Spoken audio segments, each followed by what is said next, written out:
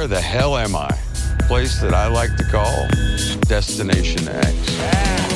Hello, everybody, and welcome to the number one, the Right Reality Podcast. My name is Steven.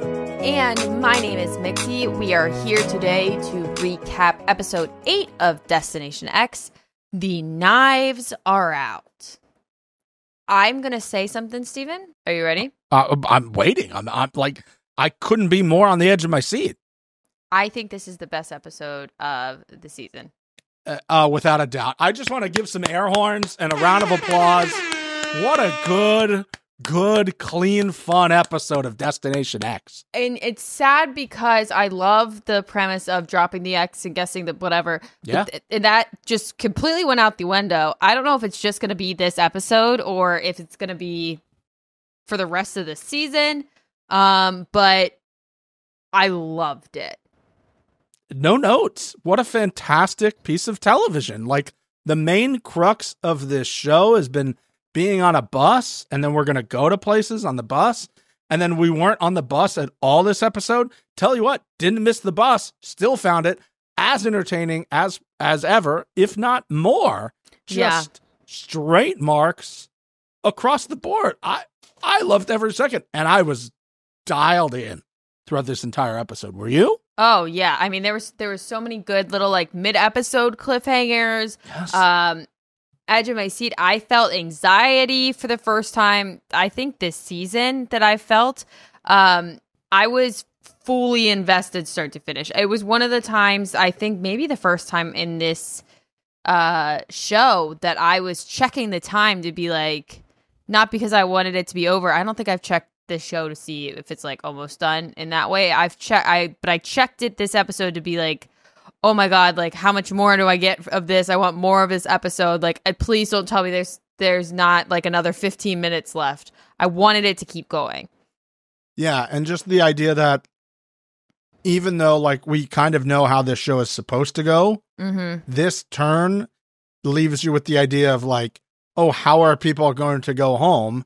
And again, the element that you can play along with this card game, we're going to get to all that and way more to talk about. Yes. But I believe before I can even tease what you're about to see, I think we have like housekeeping to deal with from last week, right? We do have some housekeeping. So the number one likes to,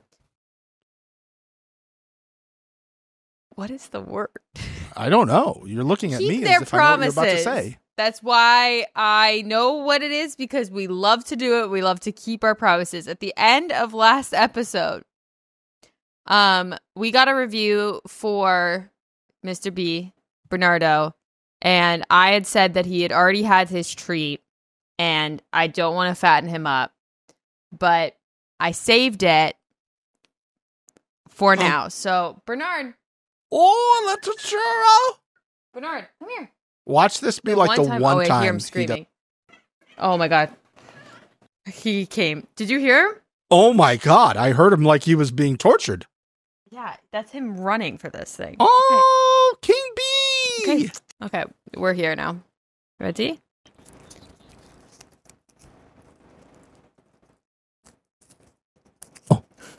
Oh, look at him go at it. As you enjoy this amazing Bernard visual, I would like to tell you what we have coming up on this episode. Yeah, right next to the mic. Get him right on there. Oh, he has fully punctured this thing. This is about to be an absolute mess. So as Bernard continues to chew through that entire churro stick, I'm going to tell you what you're about to see after this, or listen to. We have an interview with Lindsay Tuggle, who is one of the executive producers on this show. He's got like an eye closed as he's doing. Oh, did you see that? Oh, God. Bernard. Oh, Bernard. Oh, no. It's down the side. Oh, God. Okay. In good content, well, this is still good content. In good content news, you're about to listen to the number one's interview with Lindsay Tuggle. She is one of the executive producers of Destination X. We were so lucky to get an interview with her. I asked a lot of questions about things. We got about 20 minutes, so I tried to jam as much as humanly possible. Great interview. We were about to hear that. And then obviously at the end of the episode, you'll get the number one's interview with Allie, who sadly went home this episode. Very sorry. Very sorry. We're very sad. Good way to go, though. Good way to go. Yeah, good way to go. I think she even said at the end, like, I got to go with that creepy guy. And it's like, yeah. She had a liner that we'll get to at the end on the way out, which is maybe one of the best ways to look at him. Look at him gripping the absolute shit out of my hand right now. You got it all. I think you got it all. I think you got it all, bud. Wow. Good job, Bernard. Except for what you fucking air horns for Bernard. Can you get off the shit you got on the chair? Tell them bye and thank you. Tell them thank you and goodbye. See you, bud. Okay, bye. See you later. So just remember, if you leave a review for the number one, you can have Bernard time. You can have Bernard time. That's the only way you're getting it at this point. So, yeah. Maybe YouTube donos. YouTube donos. We can figure that out, too. YouTube donos, I'll put the Bernard treat on my forehead and let him get it off of there. I can hear Mr. Moneybag Morales running to the computer right now. I'll see your donations later. Okay. Steven's told me a little bit about this interview, but I have not heard a lot yet. So I personally can't wait to hear this, and I'm sure you guys are on the edge of your seats. So, Steven, give us the interview. Ladies and gentlemen, what an absolute treat on the number one. We have one of the EPs of the hottest show that is happening right now on television. Ladies and gentlemen, the EP of Destination X, Lindsay Tuggle, is here. Lindsay, thank you so much for coming on and joining the number one. What an absolute honor. Of course. Thank you so much, Steven. I'm happy to be here. Okay. Is it you? Or do we have you to blame? I'm putting that in air quotes for the Jennifer Aniston, Eva Longoria. Was that you? that wasn't me was that specifically. You? Not me specifically, but you know, the clues were sort of my purview. I love the clues. I mean, that's like the play along part of this game is one of my favorite things about Destination X, and having come from the world of Masked Singer and like the at home play along is super important to me. So yeah, I love the clues, although they're the types of things that people have a lot of opinions about, which is great. Hold on. People have opinions about reality television content? Can you believe? I mean, it's what's keeping me having a job. I'm again putting in air quotes right now. It seems to me, though, that maybe you're an escape room girly based off what you just said there. Confirm or deny?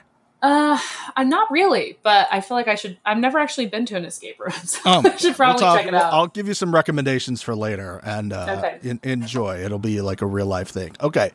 So what an absolute incredible thing. You're starting from the ground floor. We know that there was a international version of the show when you came in. So you had kind of a sort of sketch of a blueprint on how to do this. How do you plot out a season of this versus some of the other shows that you've worked on where it's like, well, we're all in studio the entire time and we've done 8 seasons of this. So we're just kind of rinsing and repeating this. Ooh, how do you plot it out? Well, I have to give a big credit to our production company, 2-4, because they came in before I started. They were working on plotting out the route and the creative with the network.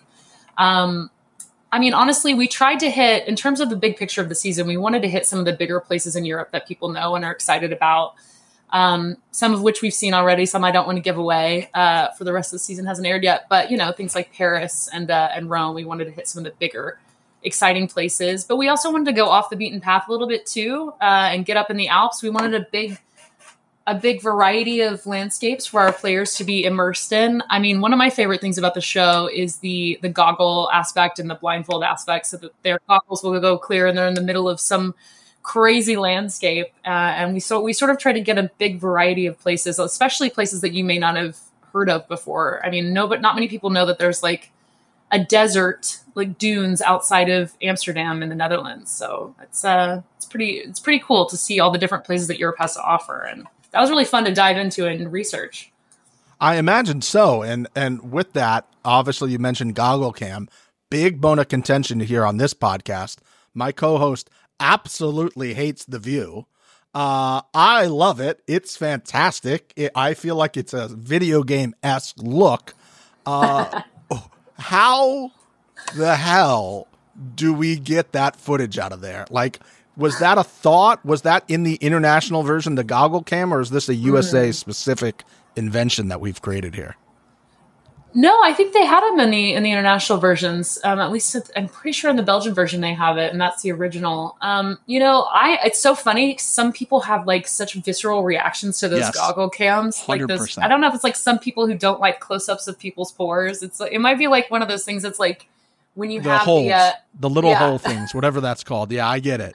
Yeah. It's something people hate, but I mean, it's really interesting. The goggles are definitely a point of contention.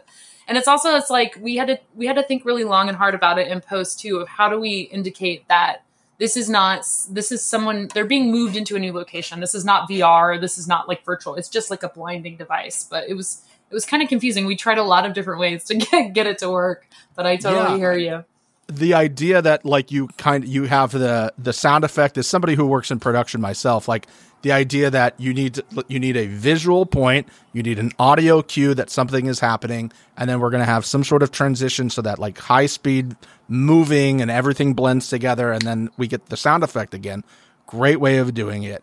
I want to ask what the biggest challenge you faced on the actual route was, and why was it making sure that the contestants don't fall in love with Jeffrey Dean Morgan? I mean, that was a challenge for sure. I think for the crew as well. I mean, he's just amazing. The biggest challenge we faced, I would say, logistically, this is the most difficult show I've ever made, easily. Like, not even close to anything else. I've done international shoots. I've done some challenges and things out in the wild, but I've never been on a show where you are in a new location every single day and you're constantly on the move. There was never really time for anyone to catch their breath. I mean, we were moving constantly. There was, we'd have down days in some places. And we have one episode that's airing next week that is all takes place in the same place, which is Venice, which was revealed at the end of the last episode that aired. But and we got to stick around in Venice for a few days, which was nice. But for the most part, we were moving constantly. And to be able to track story as you're filming and seeing what's happening, unfolding on the bus, and making sure you're keeping up with who's talking to who about what clue, and then also having to arrive and like, here we are at this river. Haven't ever been here before in my life. What are we doing? We're putting them in some kayaks and sending them down. It's like it was pretty run and gun the whole time. You don't really have a second to catch your breath, but I enjoyed it. Like it was definitely, that was the biggest challenge for me, is constantly being moving and trying to do a job that I used to doing in one place. Well, that's kind of the reason for that question, is because, I can understand if this is like the fourth season of the show, we're kind of reusing the same bus again. There's a guide, there's like a Bible of how we did this before, how we fitted the bus out, how we can like take this to the next level next year. But kind of doing it raw for the first time, you're like, okay. And then you're like, well, we have these people here. Like, we can't just like, this has to work. We have to figure it out logistically. Was there like one thing that you can sit here with that we've maybe already seen, or maybe you can tease ahead, that you were like, oh, this didn't go at all the way I thought this would go? Okay. I there's a lot of things that didn't go quite as we pictured in our heads. Great. But we need more than 15 minutes to talk. I could talk hours about this. Yeah, me too. Production fails are one of my favorite things, because like if you're in this world, you can like commiserate over the minutia detail of that, where it's like, yeah, we thought we'd have a great camera hide, but then somebody didn't hit record on all the audio things, and then we had to have everybody go back and ADR everything, Yeah. Having done posts, there's a lot, but I will say this. So one of the biggest challenges of making the show, in addition to moving, was keeping the contestants from figuring out where they were. And it seems really simple. But people have to get off the bus to move them into place. We have to move them into place while they're wearing the goggles. And what we did is we double blindfolded them for those moves, meaning we put a blindfold on and the goggles on top. And they had noise canceling headphones on. But there's always these like, you never realized, I never really realized before we got there how hard it was going to be to keep them from figuring it out. And things like your audio, your mixer decides to go get a coffee at the local Italian coffee shop and walk back to set, and it's got Italian on it. And it's like, oh, you can't, and the players are right there and they could see it. It's like, I'm always walking over, taking labels off of water bottles. Like, you have to be really aware anytime their goggles are off. They can see everything, and they are looking for. And these people are looking for clues.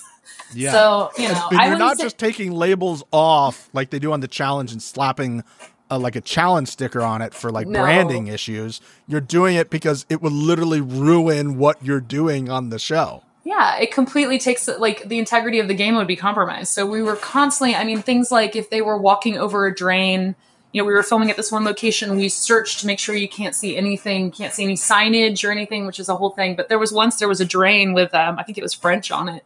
And somebody noticed it right before I'm like, oh, flip the drain over. It's like, it's everything. That was probably the most difficult thing in the field, because you don't even really think about that. It's like you have a shopping bag, you have a tote that you bought as a crew member, and you're carrying around your notebooks and stuff in it, and it's got like the name of a town on it. That'll give away where we are.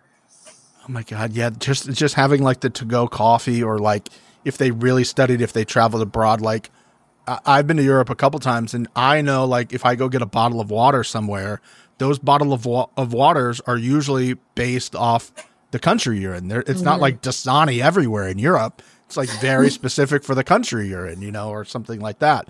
But then all like train announcements, like any car passing by, number plates, people talking.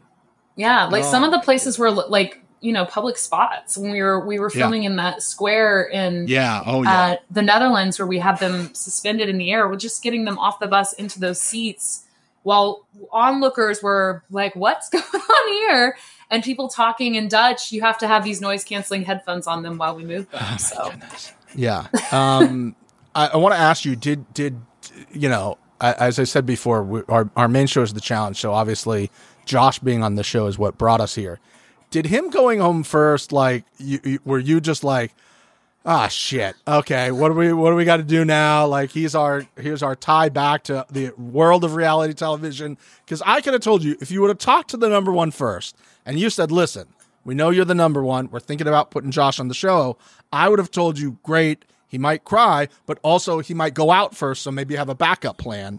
Was that anywhere in your, like, book of things that could possibly take place? No, I have to tell you, when I was in the next room watching him do his map room sequence, and when he placed his X outside of Milan, I audibly gasped, and I was like, oh, wow, I was not expecting that. So him going home first was not in my bingo card for the day. It's funny. I love Josh. Josh is also one of those people who's quite polarizing, but yes, I watched his Big Brother season back when he was on Big Brother. Yeah, I used to have a Big Brother fantasy league with my friends, and I love that for you. I love that a lot for you. Do you get extra points for banging pots and pans? Was that one of the things you could get? Yeah, so we did a draft at the beginning of the season, you know, when they would release all the people who were going to be on the show. And he was one of the people, he was the last one. He was my last pick, because there was not much left to pick with. And then I ended up winning that year because he won.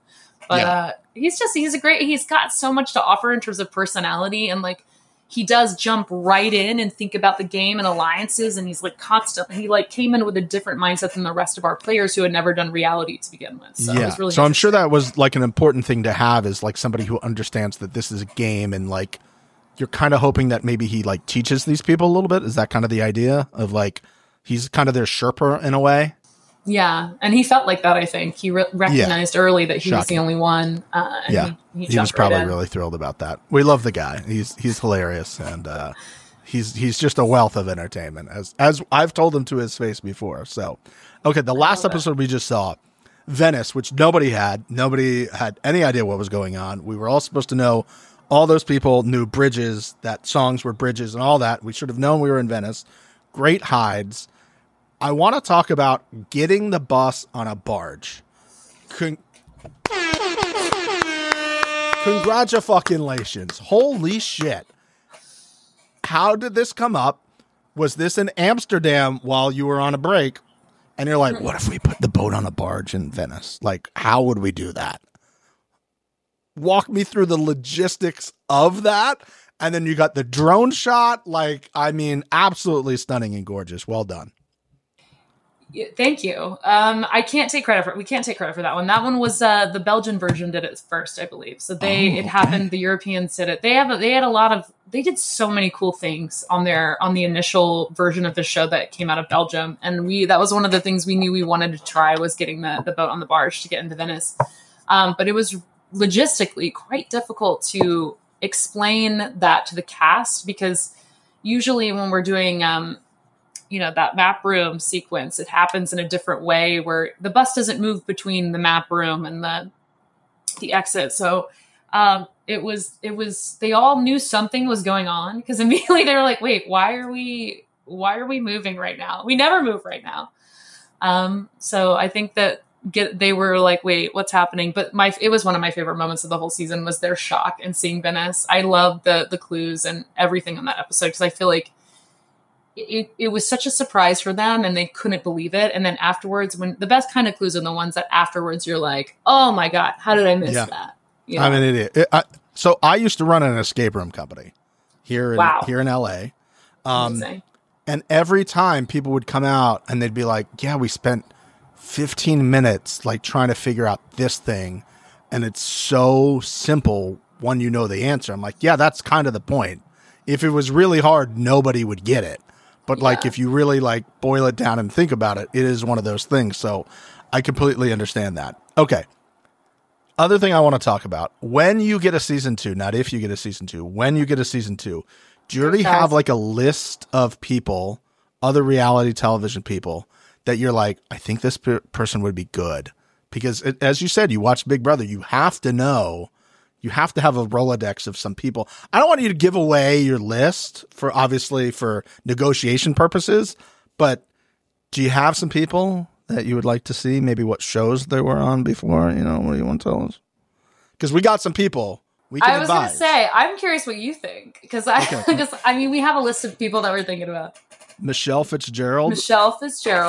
From Survivor, winner of Survivor and runner-up from Survivor. Why Michelle? Why not Michelle? I mean, watch her on The Challenge. She gets very into it. She's a great game player, very strategy, very emotional, but very smart, has good friendships, can do all of these things, but also great television. Also, very important for television, which people don't understand, great narrator. You have to have a good narrator. You have to know what you're saying on camera and being able to like get ideas across in like a minute and not have your things being frankenbited. So she knows how to do that. Also, she's dating my guy, Devin Walker, hilarious human being. You need like another version of Biggie, Devin Walker is your guy. Like, love it. I'm writing these down. He'll do that. Also, from another show we did, All-Star Shore, which is a fantastic piece of television. Blake, who was on The Bachelor, and Gigi, who they're now married, have a kid. They would be fantastic too. But I'm telling you, number 1 draft pick, Michelle and Devin would be absolute home runs. Plus, they have a relationship. But if the other people don't know that, would be wonderful. We've talked about that, like bringing on people who know each other and seeing how people react to that. I think to me, it would immediately put a target on your back if you came in with somebody, I would think, but it's always fun to see the dynamic. But would it? I don't know. I won't say never. Okay. Well, I've done my pitch. Do you have, like, what are you looking for somebody like that? You're looking for someone who's going to offer a unique, for me, we like to have a unique superpower coming into the game too. Everybody who we cast for season 1 had something that they brought in that was unique to this specific game. So, obviously Pete Weber was the Bachelor and was on Traders and all that, but he's a pilot and that gives you a unique, superpower in this game, is being able to know the geography of Europe. And like, when we filmed, I can't say that. We have a later episode coming up where he recognized terrain that no one else would have known that terrain because he'd flown over it before. Yeah. So that's unique. Things like Allie on the show, season 1 was a travel influencer, has been to 7 continents and traveled a lot. Mac actually had backpacked a lot. I don't think we covered that as much in the show, but she traveled a lot. And then you have people like Biggie, who, even though he had never left the States, this guy was like, I will study and I will study and I will study. And I'm really good at like telling where the sun is. And that actually, he's done a lot of GeoGuessr watching. Yeah. And they all kind of offered something different. Like even Kim, the grandma from Hawaii. Yeah. She was like, she's fairly well traveled, but also just like, she's got great instincts. Like she's got those like natural, like she can read people immediately, because of what she does. But she's also great. I mean, like, again, watching a ton of reality television content, you can tell when like an editor and a post supervisor are like, I cannot lose this line. We're going to squeeze it in. So like in the bumper going to commercial, when there's an audio line from somebody saying, can we bag up those marshmallows? Like, glad you caught that. That's one of my favorite things.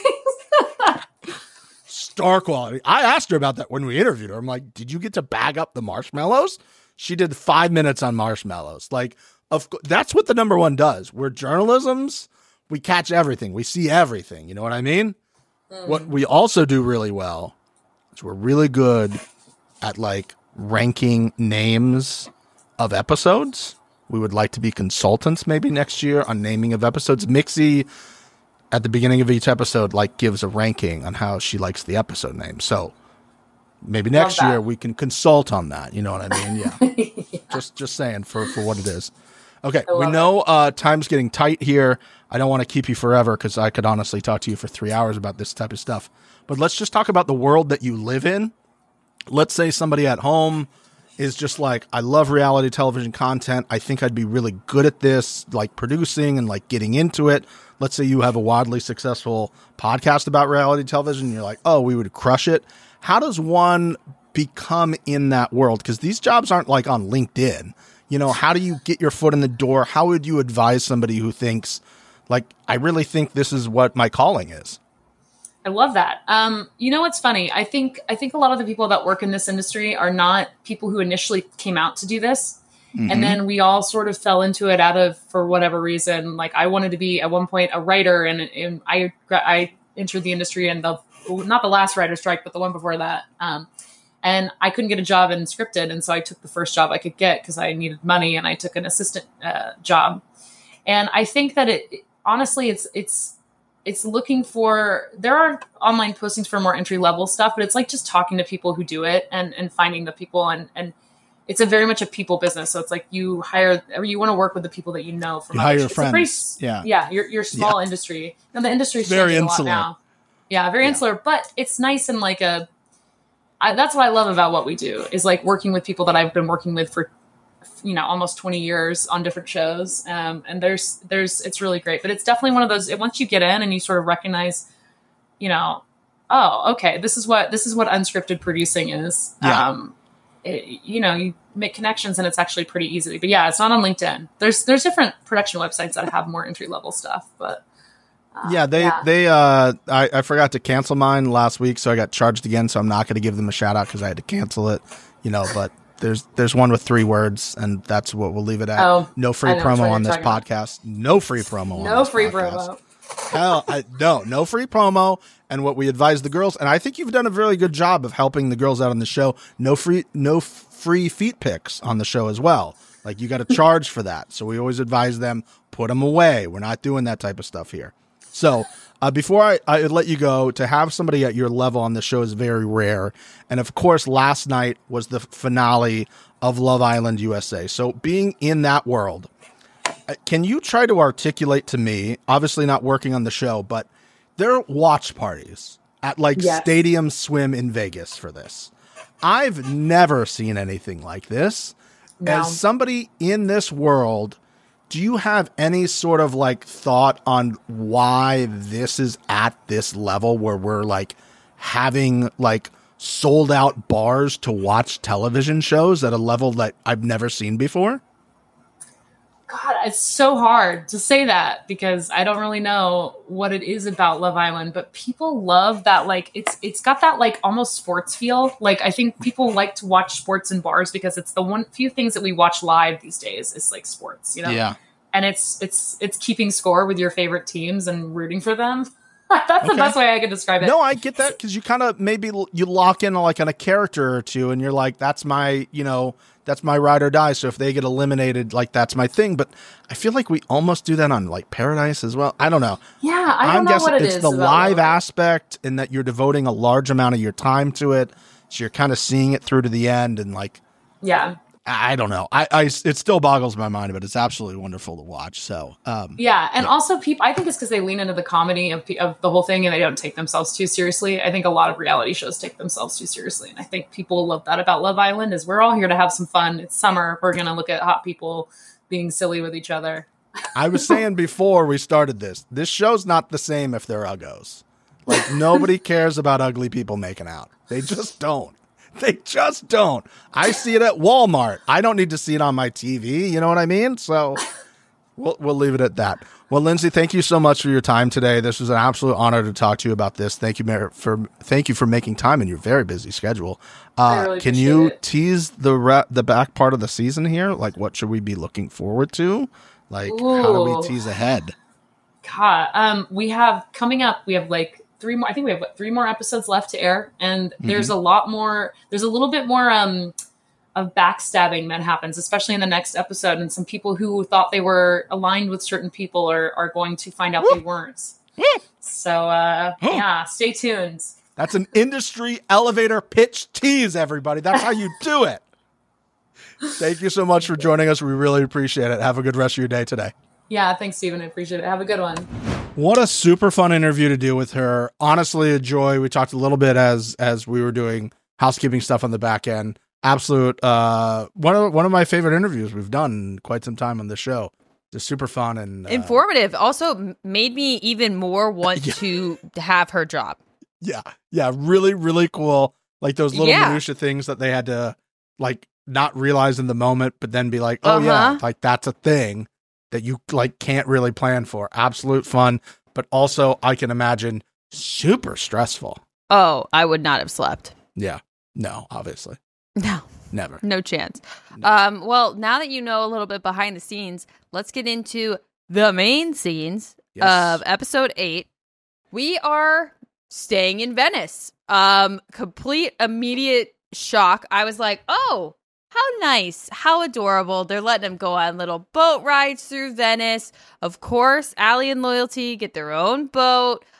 This is adorable. We're doing a little like cutesy scene before we go to the next place. Maybe they're not traveling that far, so they don't need much time.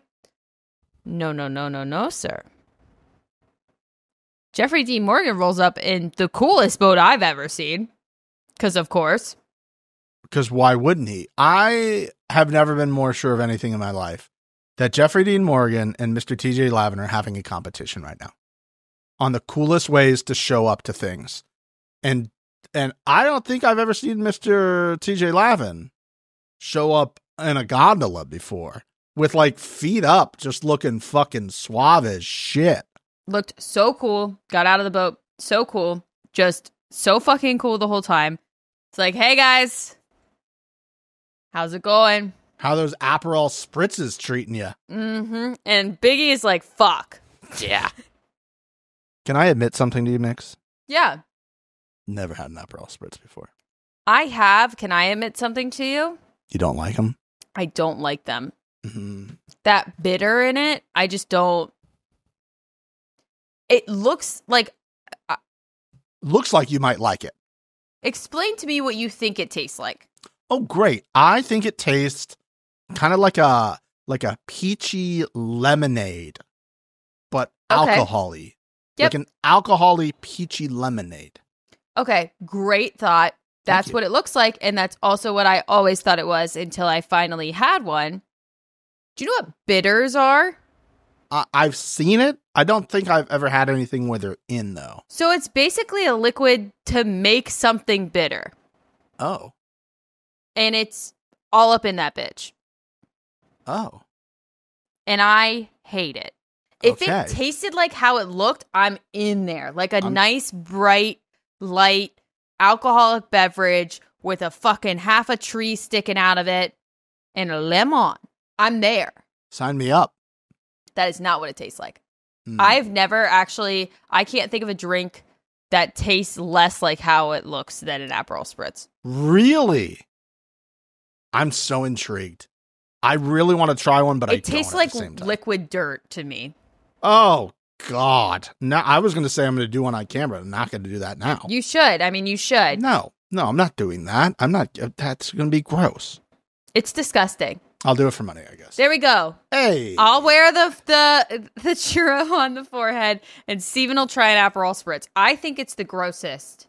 Can you buy them, or does somebody have to make them for you? Can you like They might have it canned. I feel like that's something that like you could get a can of it. And it's like, okay. you know how they make like margaritas in a can? Yeah. I'm not going to like, it's going to be, the flavor will be adjacent enough, if you will.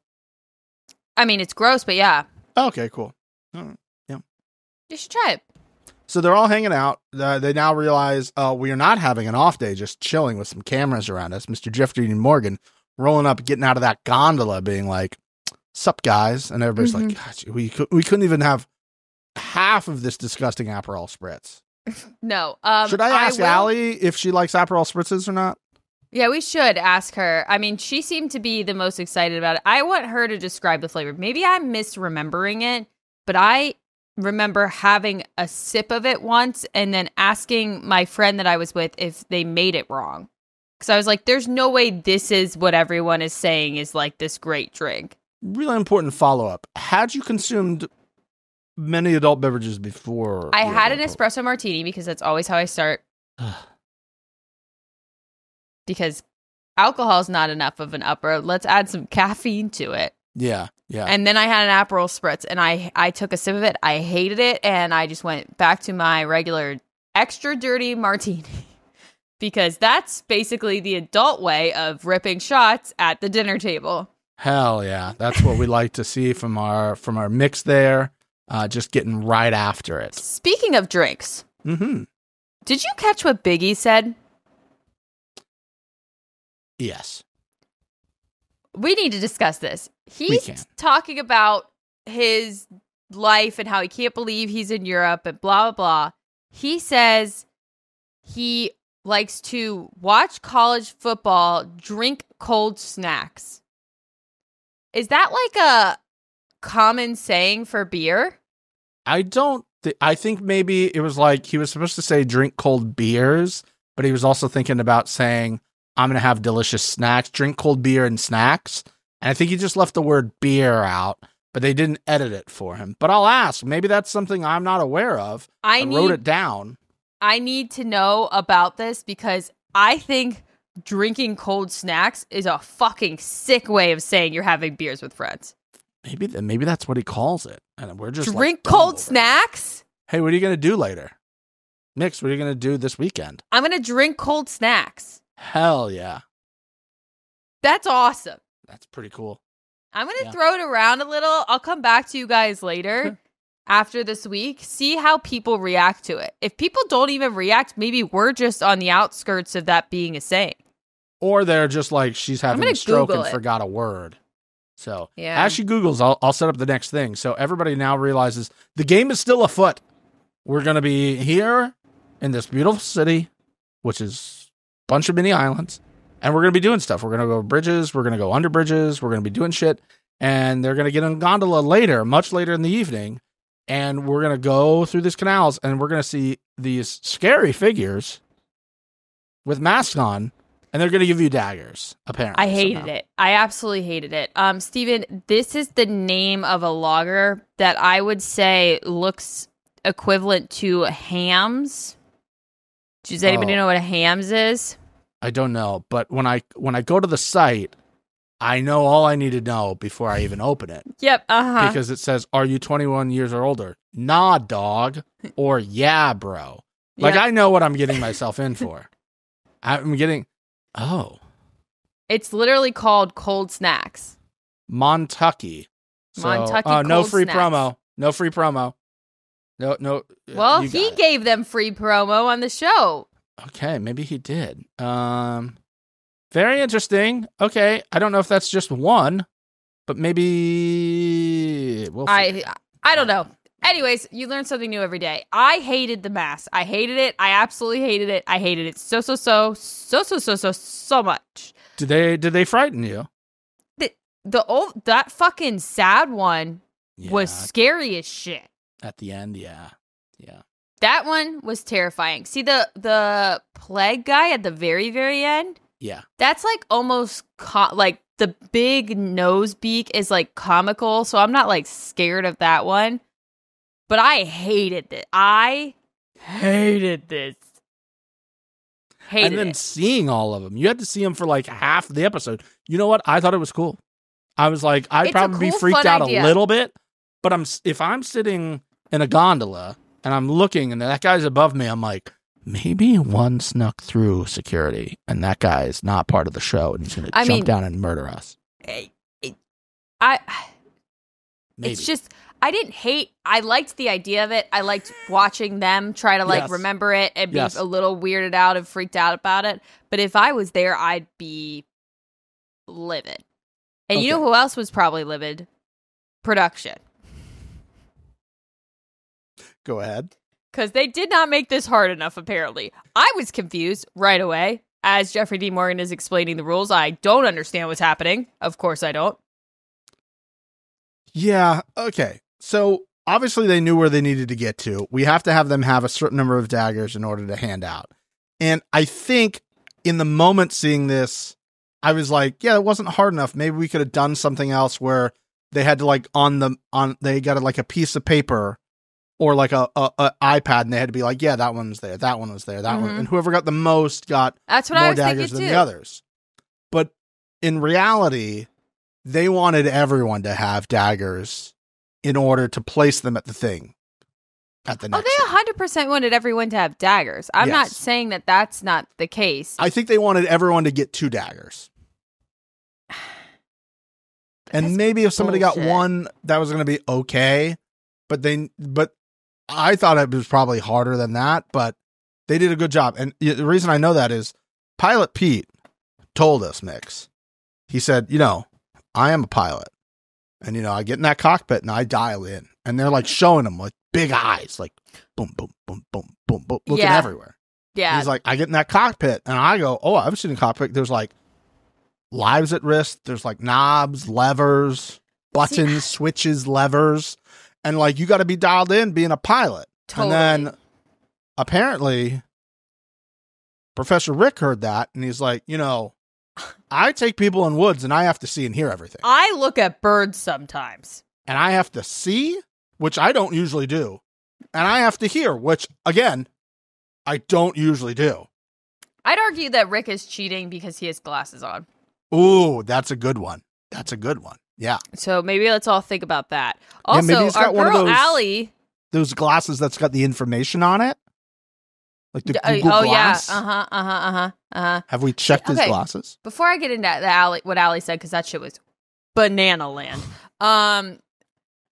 What I think now that I've watched it through, because of how difficult some of these other challenges were up until this point, I would have liked it if they had put like 15 faces on a screen and shown them an aerial view of the route they took, and they have to drag the faces to where they were. Yeah, that might, yeah. You get a point for the right face, and you get a point for the right location. Okay, yeah. And then we have to figure out how we're like divvying up how many daggers you get to. It's first, second, third, fourth. And you get first place most 0 points gets 3 daggers. Second place. But then we would sit here and go, first place gets 3 daggers, and then we would. It's got to be 4. 4, 3, 2, 1, 0. That's. I don't know if you saw me struggling. That's what I was kind of jumped in, realizing. 4 for first, 3 for second, 2 for third, 1 for fourth. I think that would have been way more exciting. Or first place gets 3, second gets 2, third gets 1, and then fourth and fifth get shit. Yeah. Oh, that's right. There are 5 of them. I keep thinking there's 4. That's okay. That would be great too. And like Allie and Shane would have been fucked. Who the fuck is Shane? Allie and Loyalty would have been fucked because they missed not only a face but a location. And the fact that they missed that and they were totally fine kind of pissed me off a little bit. Like, happy for you, girl. But we're at the final 5. We gotta keep upping the antes of these dailies, in my opinion. Yes, I think, again, like, I loved what we got, and I think it paid off in the right way. Agreed. So now we're, like, going back, maybe this, but I don't know if we get the same result that way. And that's what I'd be worried about changing anything, because I really liked how we got to the finish line, how we got those cards, how we got those 3 people, and we got literally to the last card. So I don't know if I would change stuff, but yeah, you're right. There needs to be some sort of stakes. And the only person who looked like he might have not got it was Biggie at the end. Now, I was like, how is the order of this pick? That doesn't matter. And then he goes first, and I was like, so they're just going to pick 2 people because there's 10 people total? Okay, fair. And then they got to the end, and I said, if they go back to Biggie and he gets to pick first, Again, he gets the 6th pick, I'm going to flip my shit. Yeah. But Jeffrey Dean Morgan production knew the number 1 was going to be dialed in and focused. They would never do that. And they're going to go, we're going to snake draft this. We're going to come back the other way. And I go, that was the first time I clapped this episode. I was clapping a bunch. I think that was one of the first times I clapped. Very well done. I clapped during the gondola ride because Allie explains that she has this thing. I don't know if I can. I don't want. I'm not saying it doesn't exist. I want to start by saying that. The whole thing blew my mind. Is it like a disease? How do you refer to this as? Condition? A condition. I don't think it's a disease. I don't either. That's why I was hesitant to ask. But I knew saw you I were knew like, I was. Is it? I is knew it it was wrong, then the word but I just didn't know came what out. the right word was. I also didn't write down or even attempt to write down the word that she said because no idea. Yeah. She said, and I quote, she has this condition. When I close my eyes and imagine things, I just see nothing. I can't even begin to wrap my head around that. That's like those people that say they don't have a voice that talks to them in their head. Like they don't have a conversation in their head. Yeah. Not like a voice, but like, you know, when you like are sitting there thinking about something, like a voice is talking to you in your head as you're thinking about something. People have nothing going on. Your own voice or a voice that doesn't sound like yours? I have my own voice. Okay. But other people have other people's voices, which that's fine. That's weird a little to me, but that's fine. Weird. Other people don't have any voice. Like you sit there and think about your high school experience and you're like sitting there thinking about it, imagining it, but obviously you're like telling yourself in your head what it is. Yeah. Yeah. They don't have that. It's just the pictures in their head. No, that can't be true. I swear to God, Steven, this is what I'm saying. I don't understand. How, when you close your eyes, do you see nothing? Like how? I think she was saying like a visual memory. Like I could look at that guy, close my eyes, and remember what I just looked at. Like it's already gone. Like, but I know like my surroundings, so I know what's here and what's there. But I think maybe what she's saying, I'm just going to ask her. I'm not going to go around. You need to ask her. Like, I'll ask her what this means. Like I took it as if you sat there and said, "Hey, close your eyes and picture a blue box." She can't. Okay, I'm going to ask that. That's how I imagined what she was saying. Like she can't, with her eyes closed, not looking at it. I think that's what she's saying. All right. She's just so smart. It's not a disease. Things. No, not a disease. How dare you? How dare you? Okay. I apologize. Let's keep going. So it comes to Biggie at the end there, and he's stressed because he thinks maybe he picked the wrong one. And honestly, production was probably jazzed that we had some tension here. Yeah. He's sitting there. He got the first one. He's waiting. It feels like we didn't get it. And then all of a sudden, the shadowy figure hands him a dagger. And this man either came in his pants or somebody told him the McDonald's snack wrap is back, because that reaction was extra. It was a lot. It was a lot. Yeah, you can tell that these people have been so focused on this game for so long now that like reality isn't real right now. Like they've not talked to anybody else other than who's on this bus and production. Yeah. They've not thought about really anything else at this point other than this game and the 8,000 different turns and twists it could possibly have, and probably Jennifer Aniston and Eva Longoria, because I'll never forget that personally. No. So I think he's just like so in the weeds of this that like he literally felt like he was on Squid Games. And let me tell you, the second half of this, when they were putting the daggers out, was so Squid Games coded. And even Jeffrey Dean Morgan, Uh-huh. like, knows exactly what he's doing. I don't think they gave him no notes. He goes, hey, I got it. I think they started explaining it, and he's like, I'll take it from here. Don't waste your breath. Roll the cameras. Roll them. I got this. Do you have a name for my the layer I'm going to take them?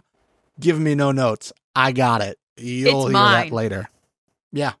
First of all the things here, I've done it all. It's my board. It's my map room. Everything is his. It's mine. I fucking own Europe. It is his Europe. Get the fuck out of here. Everything is his. It's hilarious. Welcome to my garden. Welcome to my humble abode. Welcome to my canal in Venice. Oh, my boat, my chalet. He had a chalet, did he not? Yes. Ooh, Swiss chalet. Incredible first part of this episode. And then it's the next day. And Rick and Peter are on a date. They are on a Question date. mark. Yeah. Mandate. Rick and Peter are on a cute little date. And then I'm like, oh, I'm sure Loyalty and Allie are going to go on a date. And I was a little annoyed because we already got some bullshit on the boat. But at least now I'm kind of seeing a little bit of interaction between them. So glass half full. Yeah. And then we got a hero angle butt shot of Allie holding hands with Loyalty. I absolutely can't deny this one. It has to be this week's. You roll it! Pass of the week.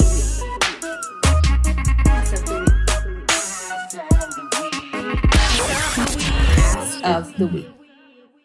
It was, I mean, that has to be the most butt we've gotten on this show. Oh, yeah, and I think the cameraman's like, I wasn't rolling. Can you walk by again? One more. Respectfully, in her asshole. I think they were. Yeah, I think they were just... The cameraman was so happy that he could deliver for the number one, and for himself personally. He's just walk by closer this time. How about you guys, like, have your arms above the camera? So you're, like, right here. You're not going to be too far off to the side. The angle of it. Yeah. The angle of it was wild. And for them to be so deliberately in the beginning of the season, cutting ass shots out of clearly in-frame ass shots. Yes. To Cropping. then just have what I have to assume is 80% of the screen be Allie's ass as an establishing shot. It was her parting gift that we had to give her one final ass of the week on the way out. She deserved it. It was a no-brainer. But then I thought, where's Biggie? I did too. I was like, I got so sad for Biggie. It's like, what's Biggie doing? Is he just by himself? Are they going to leave Biggie? Is he just like out and about wandering by himself? That would have been a better shot.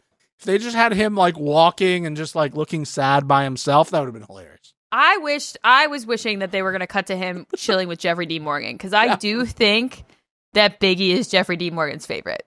I think Biggie like swimming in the canal and some like Italian guy being like, "You need to get out." Yeah. He's like, just trying to have my cold drinks or cold ones or whatever he called it. Cold snacks. Cold snacks. Yeah. Drink cold snacks. I was hoping for a cut to Biggie with Jeffrey D. Morgan, but instead we got the Alliance attempted switcheroo. Now, I say attempted in air quotes because lots gets to be happening after this conversation. But basically, Biggie and Rick are trying to get... Or I'm sorry, Rick and Peter are trying to get Biggie to turn on Loyalty and Allie. Correct. I immediately am like, no chance. No chance. Should he? Absolutely. Yes. Peter and Rick are 100% right in what they are saying.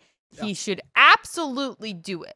100%. But as I said previously, I think he's so deep in this game and so deep in like Loyalty would never break my trust. Allie and I have like been so close, especially after Mac left, like the three of us, blah, blah, blah, blah, blah. I really felt and still kind of feel like he's so in the weeds of this being his entire life that he was not going to flip on Loyalty.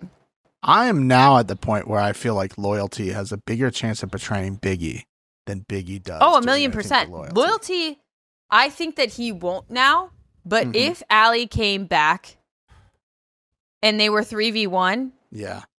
Gone. Oh, easily gone. Gone. Biggie should kiss the ground that Rick and Peter walk on for getting her kicked, because if she had beat either one of those two guys, Biggie would have been, it's game over. Yeah, 100%. The other thing that brought up to me was this idea that later on, Rick and Peter are like, oh, our alliance, like nobody knows. Like nobody knows that we've been working together. Oh, hilarious. And I'm like, bro, you sat at the table with Biggie and you tried to get him to come to your side and you're like, are we doing this? Hilarious. There's no way he's not telling Loyalty this now. It's 2v2. Also, I know this is going to be crazy, but they came onto the bus, or if they're staying at a hotel or whatever, they went to all of the 5 of them right before this happened, and they go, okay, Rick and Peter are going to go here, and Allie and Loyalty are going to go here, and Biggie, you stay back for a minute, and we'll let you know which group you're joining. If I'm Allie and Loyalty, I'm immediately going, okay, Why? they're working together. Yeah. Why the fuck are these two going out on a dude date as just buddies? Because Biggie is more likely to be friends with Rick because of like old time, and Peter would be more on the outs to meet up later. Potentially, but I will say this, love her to death. She was just like, oh, I have a great, I'm a lover girl. This is perfect for me. I don't want anybody else with us. They had to have I really feel like they already knew. No, I think she knew that they were trying to get the two of them. You know, oh, we're in this romantic city. They want this, and she's all lovey-doveyed up. There's no fucking way they didn't already know Peter and Rick were working together. There's no way. No, I'm pretty sure they knew that. I'll have to ask her. They had to know. So they had to have known. And then, I'm sorry, Rick delivers the line of the episode. You mean this one? For sure, bros for life, but like when there's that much money, loyalties change. Ladies and gentlemen, it's time to play a new game called Did Professor Rick Do This on Purpose, or is the number one just number oneing so hard that it always thinks everything is for us? That's the name of the game. Again, the audio is as following. For sure, bros for life, but like when there's that much money, loyalties change. Is it 80 yard? Yes. Do I care? No, not ADR. It was spliced. I don't think it was ADR. It was spliced. Oh, you don't think so? No, there was a splice there, but I don't think that was an ADR job. Either way, I don't believe this sentence happened one right after the other. Do I care? No. No. We both don't care. Hilarious. So good, Professor Rick. Incredible line. I'm going to believe that Professor Rick, with all his professoringness, was able to see in the future and know that the number one was going to recap the show, would be able to find that clip, find the shirt, find that very specific photo, and just refer to him as Loyalty this entire thing. And then in the off chance that they're going to put something in about that, I need to make sure I just drop this in about that very special alliance, which is just double meaning, just on itself. They had to be joking about this. It was great. I love it. This was supposed to be the name of this episode. Do I think the Knives Are Out is good? It's fine. If they had named this episode Loyalties Change, we wouldn't be here. We would have passed away. Deceased. We would have passed away. I almost passed away for Professor Rick saying it. I honestly, I usually go back and get audio after. I paused, rewound, recorded, and was like, I have to get this. You absolutely had to. I have to get this. 100% I have to get this. Incredibly done. I don't know if it's just because we're so in tune with the word loyalty. I don't feel like that word is used as much as it is in any other show than it is on Destination X. It has to be. I want like the total count of the word loyalty throughout the whole season. Where's Destination X data? Like, you got Bachelor and Challenge data. Where's Destination X? I'm gonna need that. Someone's gonna need to do that calculation because boy, oh boy, it's used quite often. Amazing. Well, thank you very much, Professor Rick, for that. We really appreciate your contribution. The next thing I want to talk about, Mix, is it's now nighttime. And fancy dress up time? dressed to the nines. Mm-hmm. All in their fits. Professor Rick in a white suit? Sick. Ah! So sick. I honestly, I was going to be upset if he wore anything other than like a professor's jacket with the patches. But the white suit is a fit. Also, it was awesome. Peter with the red suit? I think that was my favorite. What a fit.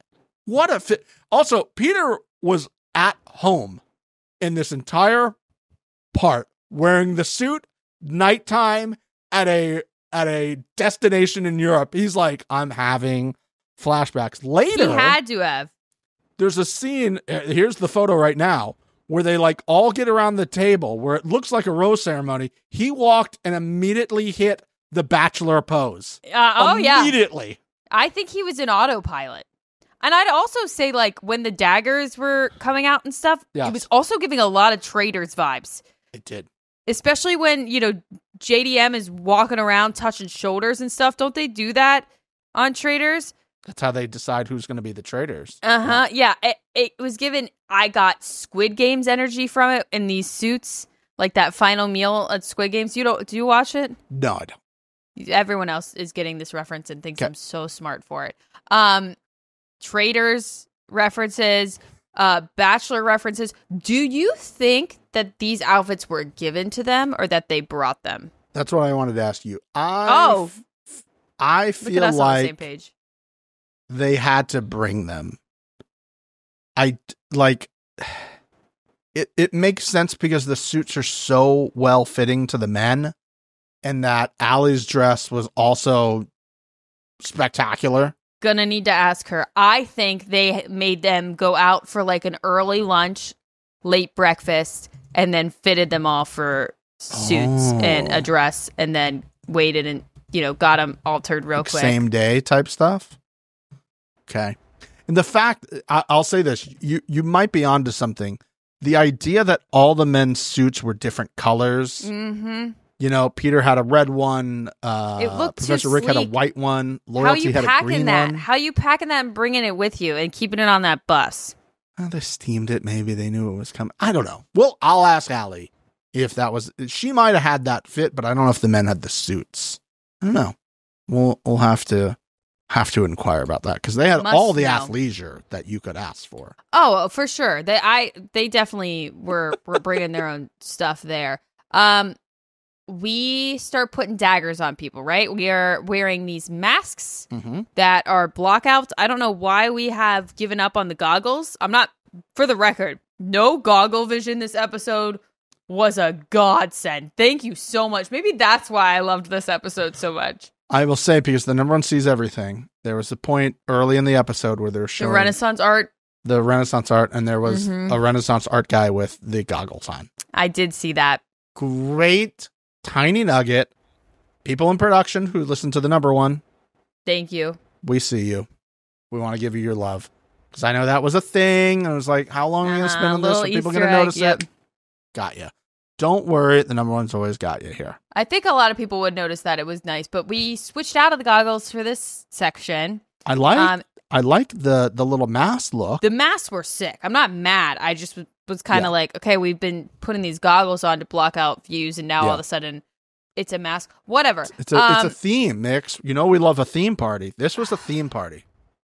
They could have put the ends on the goggles. Masquerade. Do you know what that's from? They were sick though. No. Masquerade. In faces and parade. Masquerade. Dun, Phantom of the Opera. Dun, dun, dun, dun. Was I right? Phantom of the Opera? Hey, Nix! I fully guessed. That's awesome. Nix, who hates a musical. I actually despised Phantom of the Opera when I saw it. I had to exit for a while. I just stood in the lobby for a little. I was like, this is awful. I hate him. What? I hate him. It's no one's fault but my own. My brain is too smooth to process what is enjoyable about it. I hated it. How do you just walk out like mid-musical? You're like, I gotta go. Do you want to be more upset? It was Broadway in New York. It was New York. Oh, I knew Broadway, it. I Phantom knew of it the had Opera. to be, which is disgusting. When did you walk out? When he's on the boat. So When he's pretty in the- early. Yeah. And you just stood in the lobby for the I rest stood of in the the show? lobby until intermission. And then my parents came out and they were like, you're going to sit and watch the rest of this. And I was like, okay. Hell yeah. I did. I was old enough, though, to drink. So I did make sure I just drank a lot. Is this the time that they had already developed like the sippy Yes. cups? Yep. Okay. Yep. I think it was like the first year of it, which Yeah. I also hate that I know. Whatever. Back to where we were. She doesn't. You know why we're skipping that? She doesn't want to admit the amount of shows she's actually had to go. I to and sit never through. want to go. I constantly am asking to not go. Question: if it was a play, would you be more interested in a play? Absolutely. So if your boy gets in a play here in LA, I'll go. I will absolutely go. but if there's singing involved, you'll No. probably be walking out. You don't, whatever. I'm not getting into it. So we go. Is there anybody in the YouTube comment section who can't sit through a musical? Make Mix feel like she's not the only girl in the world who can't sit through a I musical. honestly don't care if I am. Okay. I feel bad. I feel bad about it. It's like it. The I idea that can't get into it. she's just sitting there at Phantom. And the Phantom is like the very dark scene in the canal, and he's just under in the things, and he's like pretending to be in a gondola like Jeffrey Dean Morgan. And Mix is like, can't do this. I gotta walk out. It's just too much pretend. You're clearly not on water. You're clearly not in the gondola. You're clearly by yourself, singing to yourself what could be inside thoughts. I just cannot exit reality. And maybe that's just like I'm incapable. Maybe I have what Allie has. I was about to say maybe, But in the real life, Phantom for guy, musicals. maybe the Phantom guy can't think the stuff in his head. It only comes out via song. And I appreciate that when I'm not there. Okay. We can If you got explain- tickets to Book of Mormon, would you have sat through Book of Mormon? Because that's funny as shit. But That's yes, South but Park, aren't they we know also you kind of like making fun of musicals during it? I don't know if they're making fun of musicals. I know they're making fun of that religion. I don't And know. maybe they're making fun of that. I don't know. That's the only one I could see myself. Yeah, she's not sitting through Hamilton either. No shot. She's got to learn and listen to music. No shot. Isn't there when that was a big thing? That was awful. She just stepped out of any conversation that came about Hamilton. She just sat there. Well, people were like playing it in their car. I'm sorry. I sound like such a hater. I'm not yucking your yum. I am incapable of accepting. I don't get it. You know the crazy thing, though, guys? She's when I say this, she's going to tell you that I'm lying. I'm not lying. She told me. She went to the theater to see Wicked and loved it. I fucking hated Wicked. I'm pretty sure we talked about Wicked on here and how much I hated it. Hold on. Did you actually go? I was just making that up. I didn't go in. New York. Oh, went look at in this now. Ohio. Look at this back pedal. No, I went in Ohio. I hated it. Oh, okay. Oh, It that's was right. actually- I Holiday with the Believe with it the was fan. the first musical I ever saw. Hold on. Did you go to the musical? I was talking about the movie. Oh, I never saw the movie. You Okay, couldn't. That's what I was pay saying. You me. went to the theater recently to see it. That's Oh what no, I no, was no! doing. I watched actual Wicked Oh, and okay. I hated it. Couldn't pay me to. I'm sorry, guys. I'm so sorry. Let's get back to Destination X. We are standing there. We find out that everybody gets a chance to put daggers on other people's napkins with their names on it. Ooh, Now- did they get to keep the napkin? I'm going to ask Allie, did you get to keep your napkin? Good question.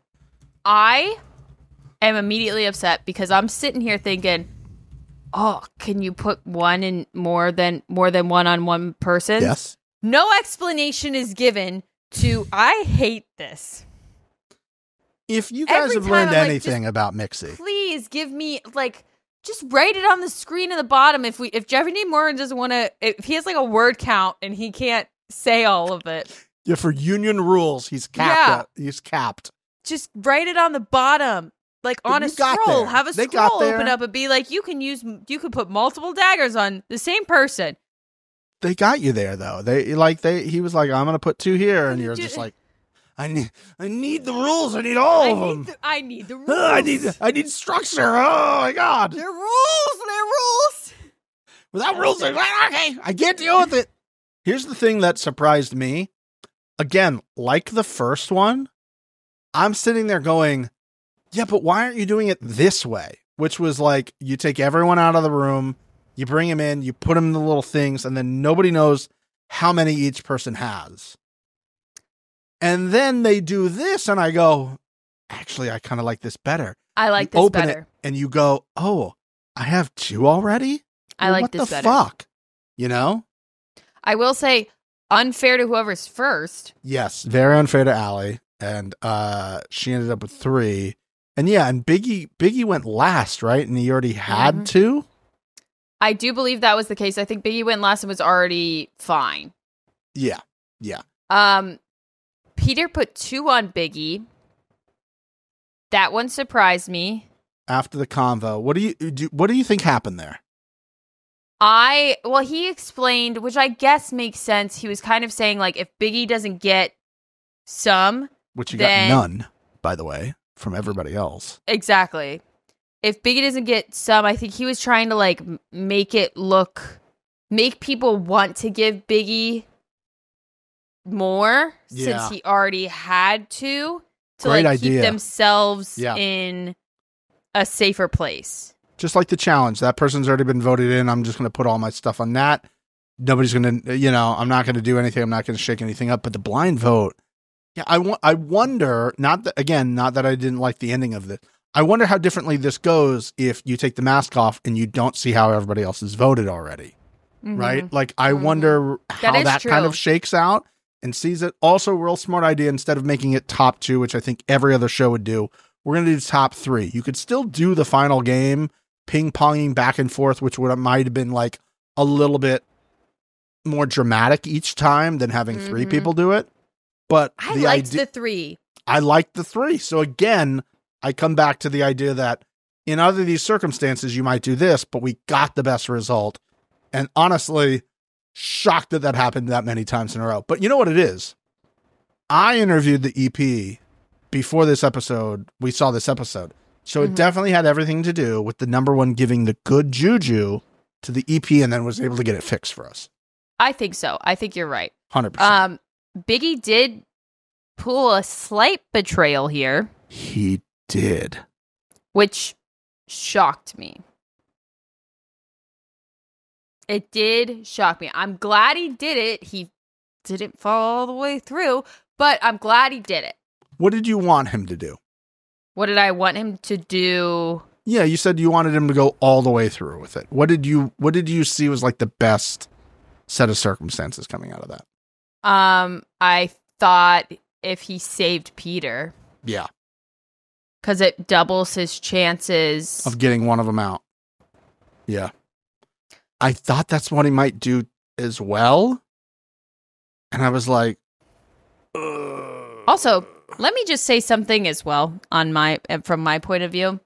If me and my man are on this show and this situation is happening and my man's quote best friend is deciding basically between me and him on who to save, and my fucking guy doesn't say save Pick her, me. pick me. Yeah. Absolutely fuck that.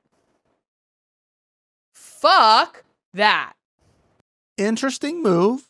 Maybe stuff was cut out. We don't know. But again, we're judging this based off what we were shown.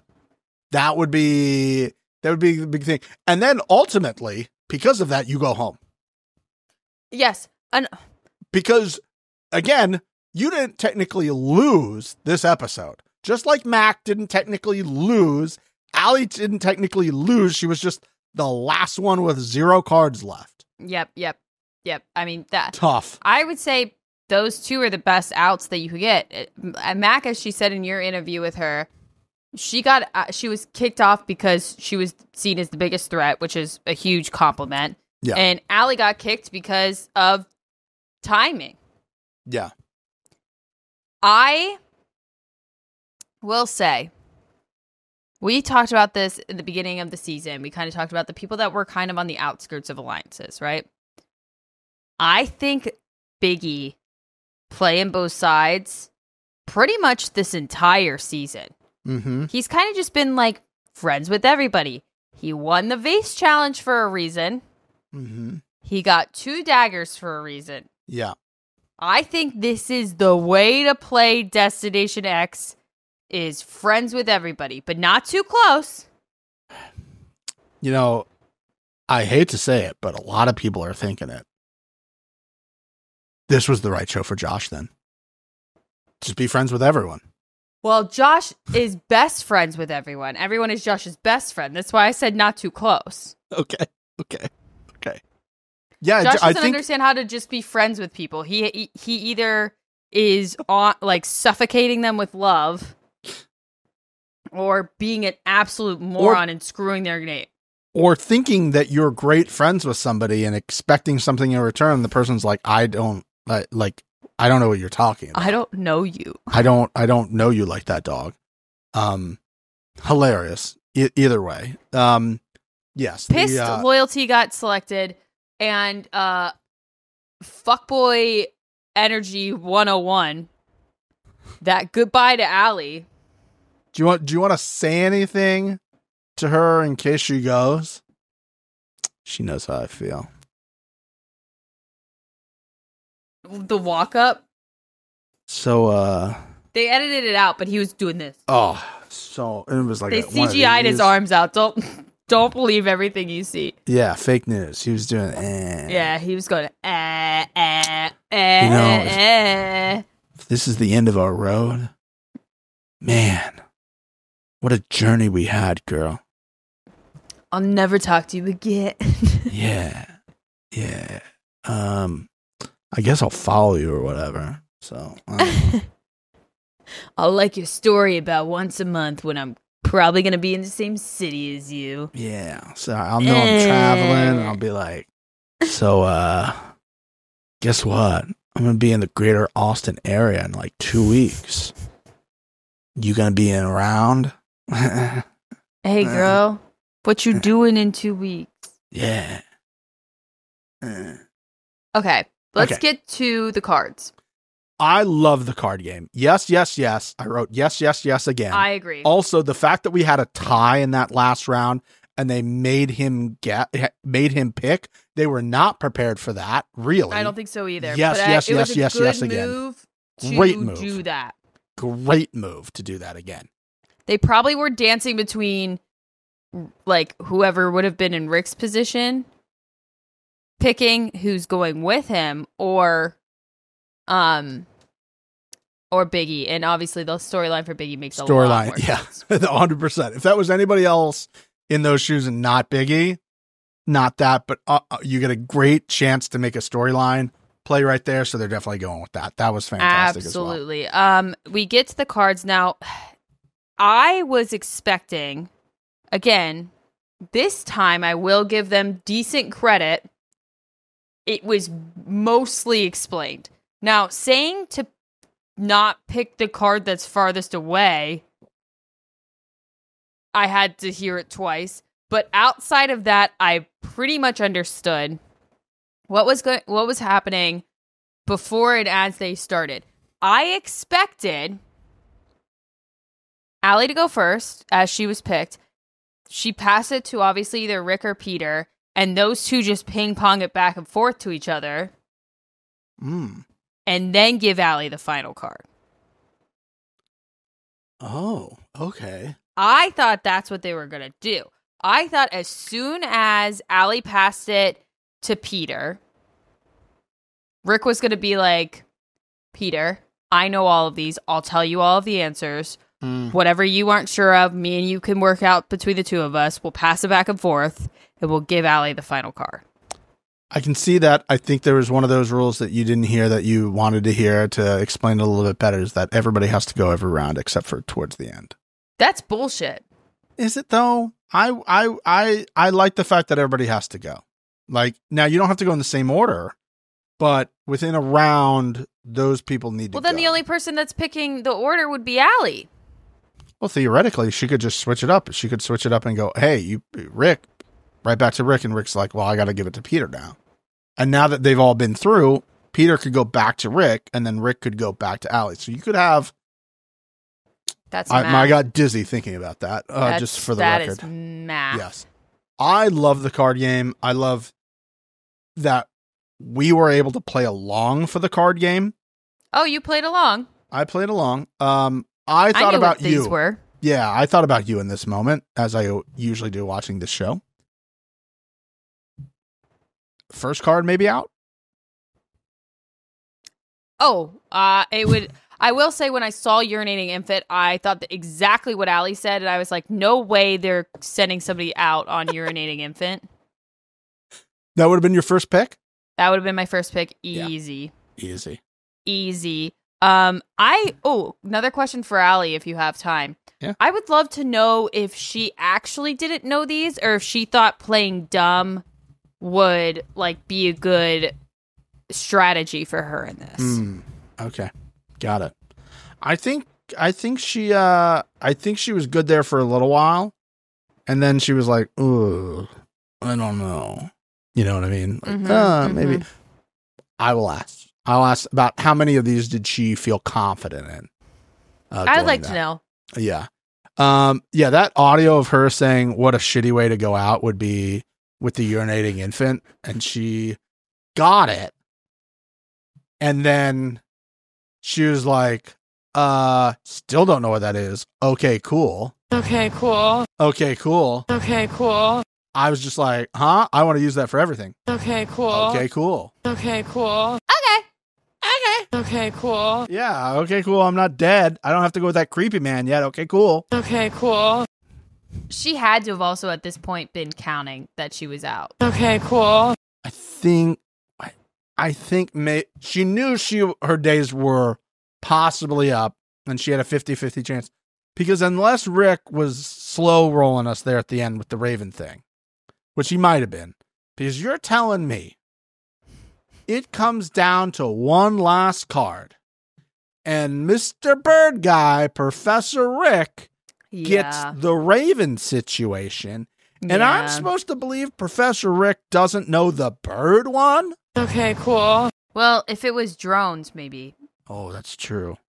It's true. Cinema that it came down to that one. I think he was keeping that one. He had to know his Tower of London. There's no way he didn't know Tower of London, quote the Raven, nevermore. There's so many clues. The clues are everywhere. That was Schmidt. Sorry about that. That was very Schmidt. Clues are everywhere, you dumb boys.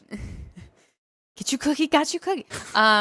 I was really, truly... The only one I think if I really was zoned in and took an Adderall, I think maybe I would have gotten the Leaning Tower. I don't think they're allowing you to have Adderall on this show. Damn, you think that... oh, shit, I don't know if I could do it. 100%. I don't know if I could do it. What if I got a doctor's note? Maybe, but then they give them to you. That's how it works. So everybody, That's like, fine. you check in your meds and they, like, give them to you at certain times. That's fine. I think I saw that on Love Island this year. There was like a delivery, like, there's like, oh, I get my pills in this little container and I have them at breakfast. They're delivered to me every morning. And then that's all we get for the day. Your antidepressant just shows up at your doorstep every morning. That's kind of sick. Time to make your eggs and your avocado toast and take your pills and enjoy just laying out all day. And then we're going to give you 4 hours of sleep. Beautiful. Allie, it was hard to see. It was hard to see. Incredible editing. Also, the boys just celebrating in front of her face.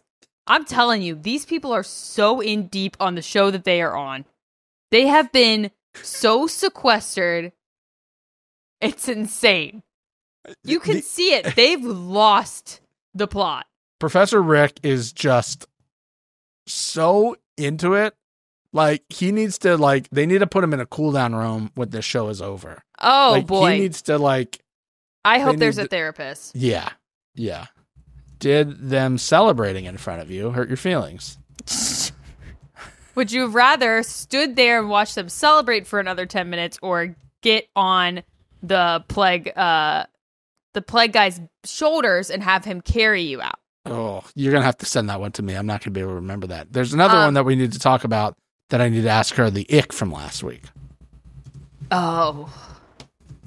A celebrating ick. You know, we'll see. Well, you could kind of tie these things together. She'll deny it. That's fine. Well, That's okay. why don't you, you know what?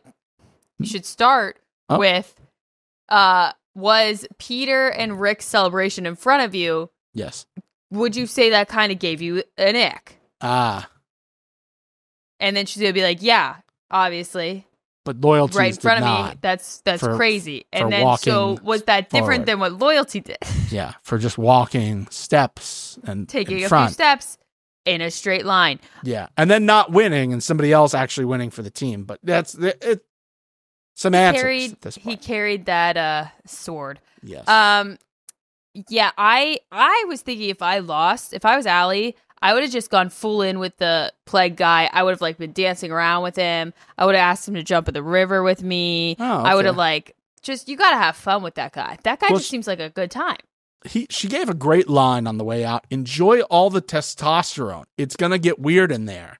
Not wrong, but I'm here to tell you, I don't think they're going to mind it. Yeah, I mean, I feel like they probably got 3 days left. Yeah, something like that. 3-4 days. Yeah. So I think they'll be okay. But if this happened a little bit earlier, we might have had an absolute blowout. I did my very last note is the sword fighting begins. Oh, nice. Well done. That should be the name of episode 9. It hasn't come out yet, guys. I do know we do have 10 episodes total, so we got 2 to go. Yep, we do. We have 2 to go. I want to say the last thing about this episode, the little reunion they had in St. Mark's Square, basically empty, which, if you know anything, is shocking. So to be able to get that whole area to yourself, even though it was probably 3:30 in the morning or whatever time it was, had to be really cool. I hope they all got to enjoy that moment for a little bit and just be like, oh, we're in the place that is literally usually wall-to-wall people. Yeah. What a cool thing that we were able to share with each other. Loyalty almost buckles to his knees, realizing there will be no more hand-holding. See, I felt like he didn't really react that much. He didn't seem that upset to me. Okay, can you reenact? I think he was a little hurt and darn it. Yeah. But he wasn't okay. For how much they were putting on the hand-holding and the kissing at the challenges and all of this shit, for everything that was going on prior, I felt the reaction of her not being there fell a little short. Okay. I'm gonna take your notes on what I think you think he was doing, and I will now do a dramatic reenactment of Loyalty realizing Allie was not coming back based off your notes and your notes alone. Based off the edit as well. Based off the edit. Okay. And I'm going to try to react. I'm going to look down. I'm going to try to turn my mic to see. Okay. So I'm here. Oh, yay. So-and-so's back. Oh, Professor Rick's back. Great. Oh man, it's got to be that. And then you cue me, Mix, you're going to point, and then that's going to be when I see that it's Pilot Pete and not my hot girl that I'm seeing on this show. I'm Pilot Pete. I'm walking. I put my hands up and Loyalty. Damn it. No. No. Oh, no. Oh, no. Are they still looking? Is the camera still on me? No. Go a little bit longer, dude. No. Oh, God. What? Dang, Drats. Oh, man. Just... fiddlesticks. Somebody call cut, please. I think you're good, dude. Are we good? We got it all? Mm-hmm. All right, what's up, man? Dap up. Cool. Yeah, Thank you. I do think for his game, it's not great, but I just felt like he didn't really care that much. Well, this goes back to something that I mentioned recently about Love Island. When you're hot people are able to move on pretty quick because guess what? Yeah. you're going to get something else pretty cool. If Yeah. a medium person pulls an alley and I'm in that position and Allie doesn't come back, I'm like, just send me home. I need to start the grieving process.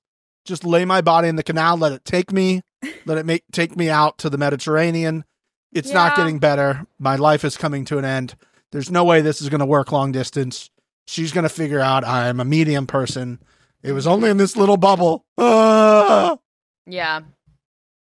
But hot people are just like, yeah, on to the next.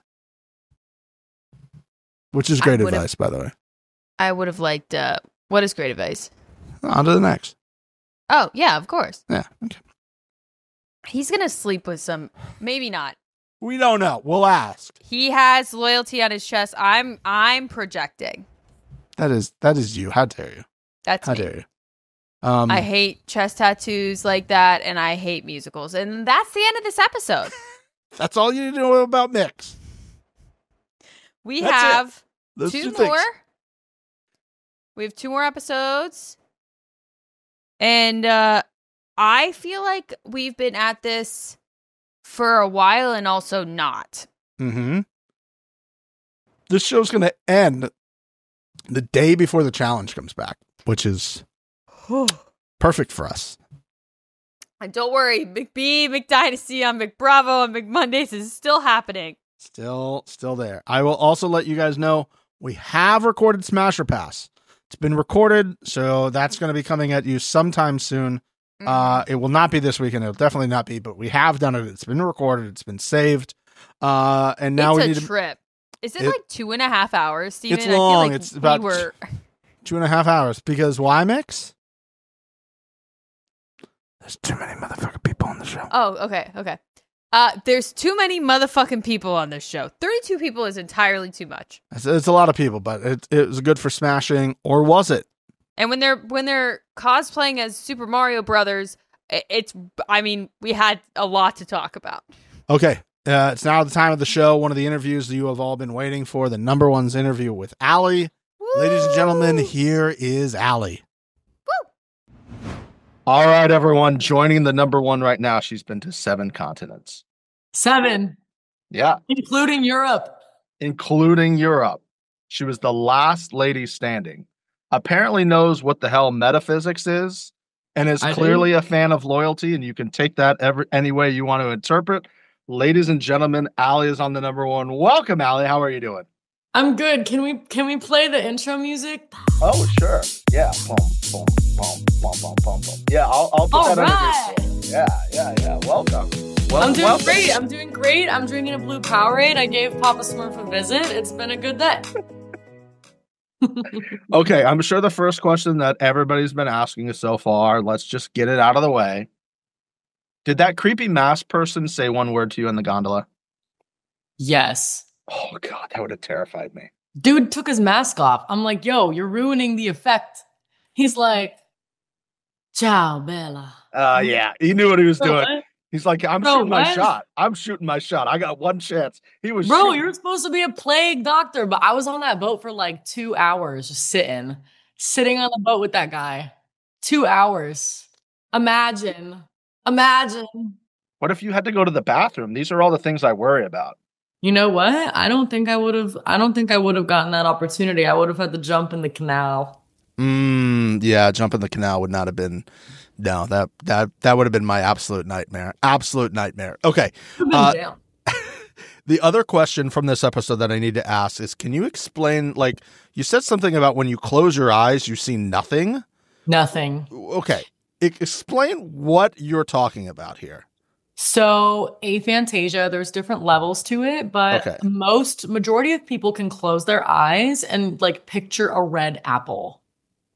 Okay. But I don't get any mental image at all. So there's different levels. Some people can get like an outline of an apple. Okay. Some people can get like a black and white apple. Some people can spin the apple around and see the entire apple when they imagine an apple. Yeah. That's what I'm doing right now in my head. Yeah, no, I can't see anything in my head. It's been an issue since I was a kid. It's been an issue with school. Yeah. Do you dream? Yeah, but it's like my dreams are thoughts. I'm not seeing any pictures. Like I know Wow. that I dreamt about something. Like, oh, I dreamt that I was sad and I think I was in water, but I'm not like in a rafting down a Got river it. at all. I don't get any visuals. Oh, that's so Yeah, my interesting. brother has it too. We think it's genetic, I guess. Yeah, my parents also have aphantasia. Well, it's got to be then. I'm not a scientist by any means. I mean, I don't study metaphysics or anything, but I can figure it out. You know what I mean? Yeah. Okay. So sadly, we saw you go home. You went with the creepy man. Before I that, did. we had a whole day in Venice in the canals. You had some beautiful moments walking around. And then we got to the point where we were handing out daggers. Your guy, Biggie, gave you some daggers, gave you and Shane daggers. He did, didn't he? How do you feel about that? Because based off your Insta story last night, looks like you had no idea whatsoever that this actually happened. I had zero idea that this happened. I guess that if I had sat down and thought about the distribution of dagger numbers, I could have figured it out, but I was never thinking that much into it. I assumed that maybe he went earlier and was trying to make it even somehow, but after seeing it on TV, there really wasn't a lot of explanation for doing that other than just sending Shane and I to the garden of whatever. I have no bad blood with Biggie. I love Biggie. Biggie stayed at my house. I'm going to see Biggie next week. I think he's great. I think he's funny, but I'm just shocked that he never told me. I feel like the rest of us have kind of conversed about, hey, this happened on the show. Like, I'm sorry. Like, I apologize to Jonah. Jonah, I'm sorry. I didn't mean to get you out. I was going for Mac, not you, my sweet little baby boy. And I just couldn't believe that. I couldn't believe it. But also, I would have understood it more if Biggie had just put both his daggers on me. But I don't know why he put one on Shane, not knowing that he was going to be able to save one of us.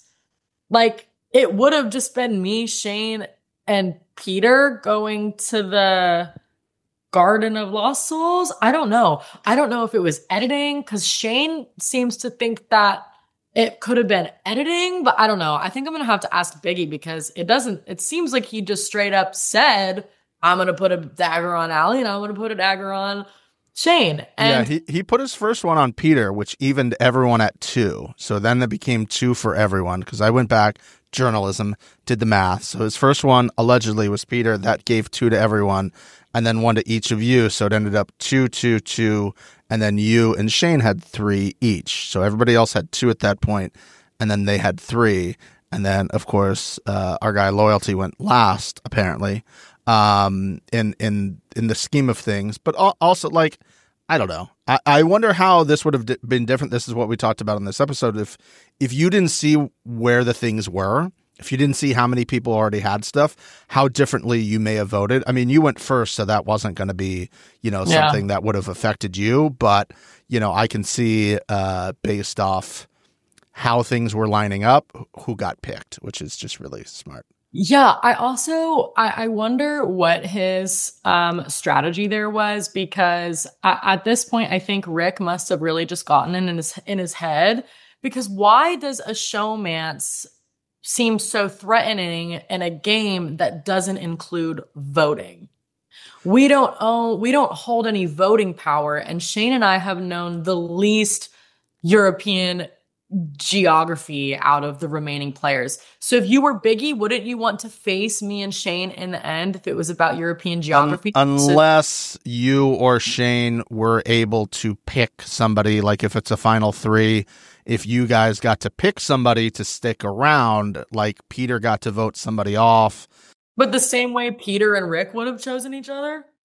Yeah, but We I knew think they were working he's together. probably thinking he's if it's you two picking, there's a potential chance that you guys were going to pick each other over him. So he's just playing his odds, and he's, I guess, but I think that his odds are horrible now, and I don't think that there's any chance that he can beat Rick or Peter. I don't know. We'll have to see. That's a good tease. But we'll have to wait and see. So, but yeah, I don't really get the logic there. Even in in Rick's logic, I think that you would want to go to the end with people that you think you can beat. So yeah, I don't really get it, but that is a age-old tale from reality television. Do you want to take quote-unquote layups to the end, or do you want to go against the best? I think it depends. When you don't really know what's coming towards the end, I mean, literally, you guys got right to the end on those flip the cards. Yeah. And then you didn't, I mean, you and Mac both went home for technically not losing, but just. Right, because I knew all of the locations and she knew the location. Yeah. Go figure. Yay Right? us! Woo woo! Girl power! And that's why you guys are besties now. So yeah. I'm going to give you a little breaking news here. On this episode, congratulations for, I believe, the third time this season. You are an Ass of the Week winner, and as we always have our winners do, you get to give an acceptance speech. So the floor is yours. Feel free to give the acceptance speech. We will wait. I would just like to say that first, I thought this was my fourth Ass of the Week, so I'm a little disappointed if it's only my third. But either way, I worked hard for this. I have been waiting for this moment my entire life. I really came on Destination X to be Ass of the Week. I went for it every week. Sometimes the edits, they really just cut it out. And I think if the edits had been in my favor, I could have been Ass of the Week queen. So I thank you guys for your consideration, and I hope that you send me a Ass of the Week medal. We will work on that. We'll work on a medal. We'll work on a trophy or some sort of a plaque, maybe a certificate of some sort, something like that. To Perfect. Yeah, some sort of recognition for it, and we'll workshop that. I need to hang it up. Really, sounds good. We'll do it. That. Could be my biggest accomplishment this season. Okay. Also on this episode, everyone was dressed up, looking flawless.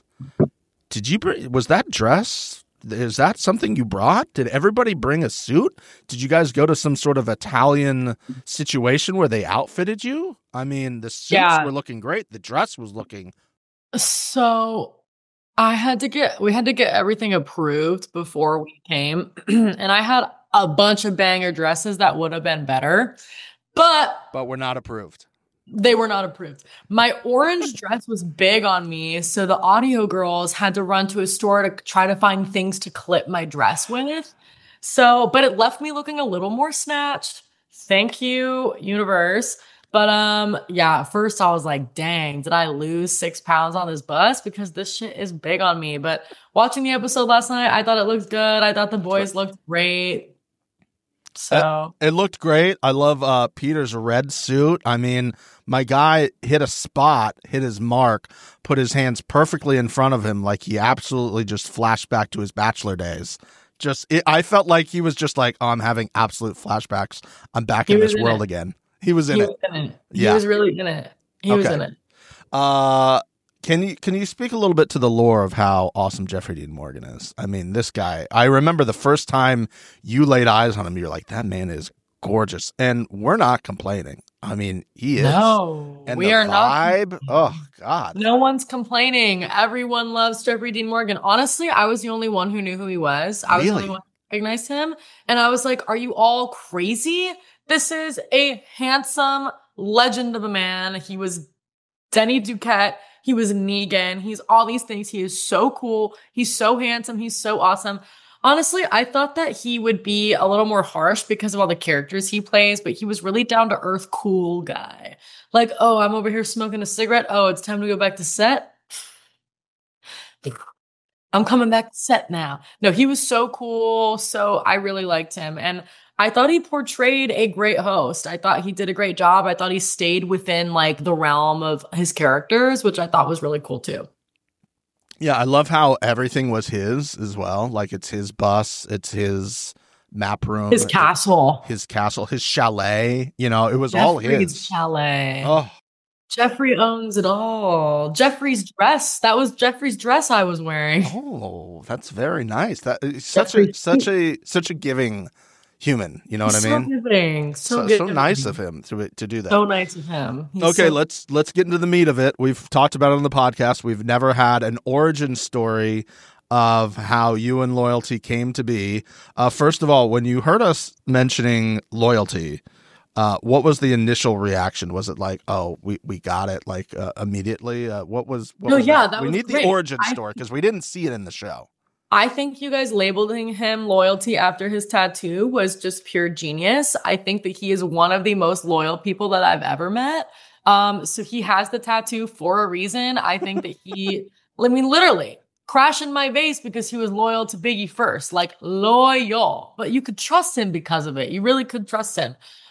We came about, he actually didn't like me. Him and Biggie did not like me. I was very forward and I was making a lot of strategic moves. Episode 1, bringing people to the back to create alliances, and they did not like that.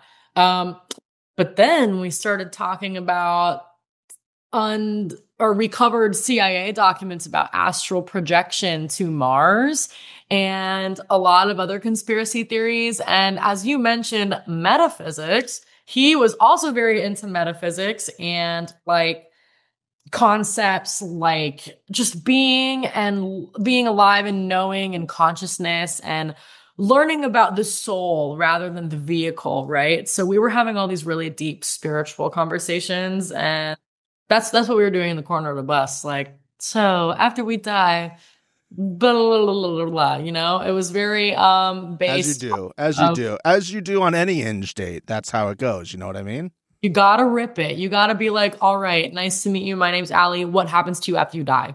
That's a great one. That should be in it's everybody's a test. profile. It is. If you say we go to Kingdom Come at the pearly gates, yeah, no. I think it's just not. No offense. I support darkness. all religions. Yeah, just darkness as far as I'm concerned. They're just. I mean, then you can get in the weeds of like we're all energy. So where does the energy go? You know, the energy's got to go somewhere if we're not. And then you get into the Einstein stuff. That's what I liked about Peter. Peter and I had similar views on where you go after you die. Like you go to the edge of the universe and then you permeate through the edge of the universe to like it's Einstein's theory, but Peter knew about it and I was impressed. Yeah. Like the energy can't be destroyed. So so where does it the go? Energy go? It leaves. See, look at me. Leave. Obviously I need Steven, to have more. are you a metaphysicist? I dabble. Are you a philosopher? Come on, be real.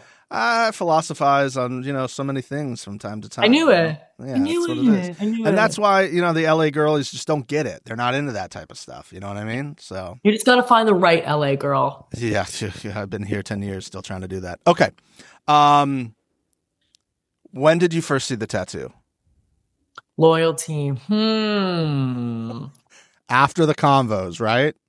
I think it was probably when he was getting out of the shower one day because we would all just be hanging out and then boom, the boys would just walk out of the shower. Yeah. And boom, Loyalty. And I don't even think we ever had a conversation about it.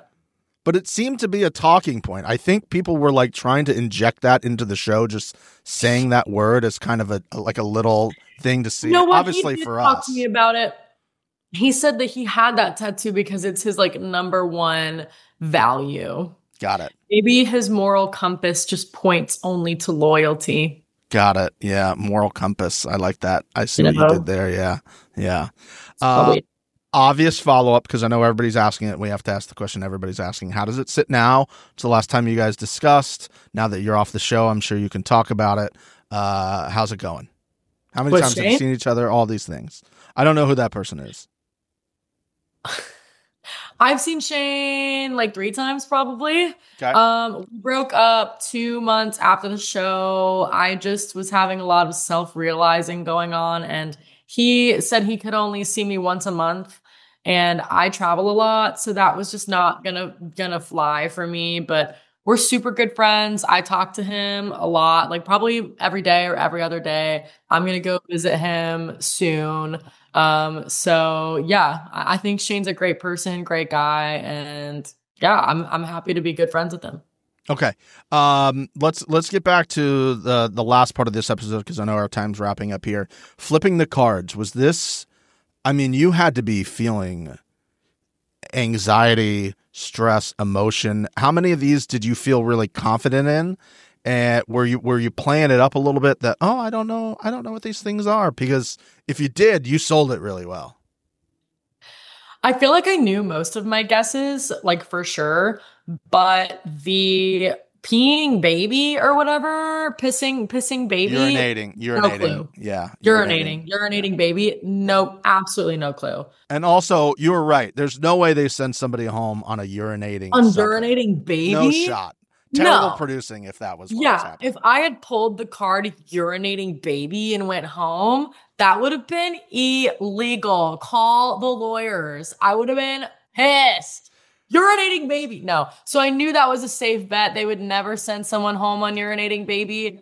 All of the other ones, I think I pretty much knew. I knew that the Emerald Isle was going to be Ireland, Scotland. I didn't know which. So I knew that one would be the death card. But I mean, I think I was pretty calm because I knew I was going up against Peter and Rick working together and that I was going to go home either way. So you felt pretty strong no matter what. Once you got there, it was over for you.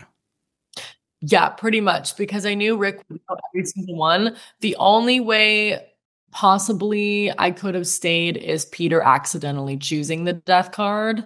But yeah, that didn't happen. So yeah. Well, did you have a good time? Now it's boys in the bus. Boys in the bus. Testosterone is going to smell a whole lot different in there. Did you have a good time? It's going to run rampant. Yeah, I had a good time. I had a great time. I loved it. It was the best thing I've ever done in my life, and I want to do something like this again. It was amazing. The powers that be, I'm sure, are listening as they listen to everything the number one does. Allie, absolute joy to talk to you. Really appreciate your time. Hopefully we can do another thing. Thank you for having me. You and Mac maybe double dip at some point now in the future. Now that the show is coming to an end, we can talk about it all. Hey, once we get that permission, we're in. All right. Sounds good. Nice seeing you. Bye.